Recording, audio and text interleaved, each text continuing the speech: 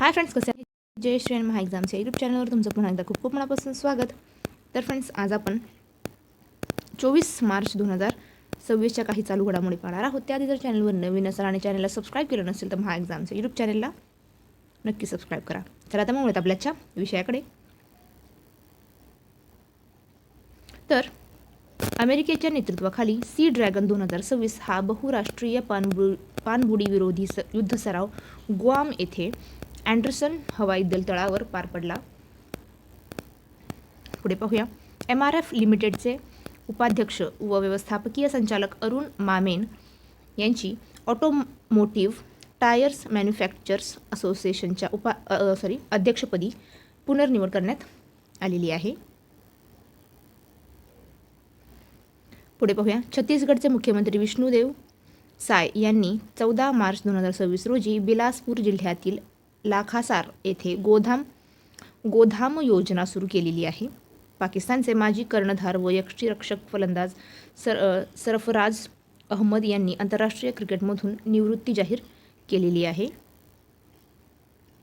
उत्तर प्रदेशातील हवेची गुणवत्ता सुधारण्यासाठी जागतिक बँकेने सुमारे $300 दशलक्ष कर्जाला मंजुरी दिलेली आहे.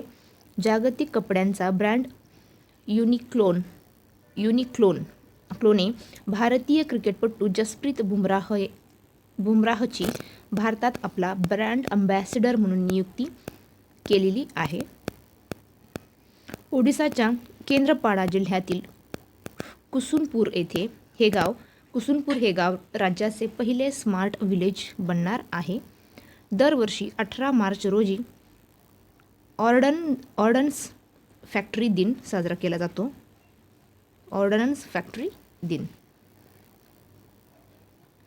महाराष्ट्र राज्य सरकारने धर्म स्वातंत्र्य विधेयक 2026 मांडले आहे, ज्यामध्ये सक्तीच्या धर्मांतरासाठी 10 वर्षापर्यंतच्या कारावासाची तरतूद आहे. अमृत मित्र महोत्सव 2026चे आयोजित नवी दिल्ली येथे करण्यात आले. पुढे पाहूया. राष्ट्रीय सुरक्षा मजबूत करण्यासाठी सागर कवच हा मॉक ड्रिल सराव माहे आणि केरळ तट येथे आयोजित करण्यात आला. वायू प्रदूषण कमी करण्यासाठी दिल्ली सरकारने स्मॉग इटिंग पृष्ठभागाच्या चाचणीसाठी IIT मद्राससोबत करार केलेला आहे. पंचुदोल मेलन यात्रा नुकतीच ओडिसा येथे आयोजित करण्यात आली. ही यात्रा ओडिसामधील चिल्का लेक येथे आयोजित केली जाते. ही परंपरा सुमारे 150 ते 270 वर्षे जुनी असून होळीनंतर साजरी केली जाते. यात 24 गावातील देवी देवतांना पालखीतून जलमार्गाने एकत्रित आणले जाते. पुढे पाहूया. जुलै 2026 मध्ये होणाऱ्या अल्टिमेट टेबल टेनिसच्या 7व्या सीझनचे यजमानपद गोवा राज्य भूषवणार आहे. पुढे पाहूया. BCCI नमन पुरस्कार सोहळ्यात पॉली उमरीगर पुरस्कार 2026ने शुभमन गिल यांना गौरविण्यात आले. NHAI ने इस्रोच्या सहकार्याने पहिला national highway green cover index launch केलेला आहे.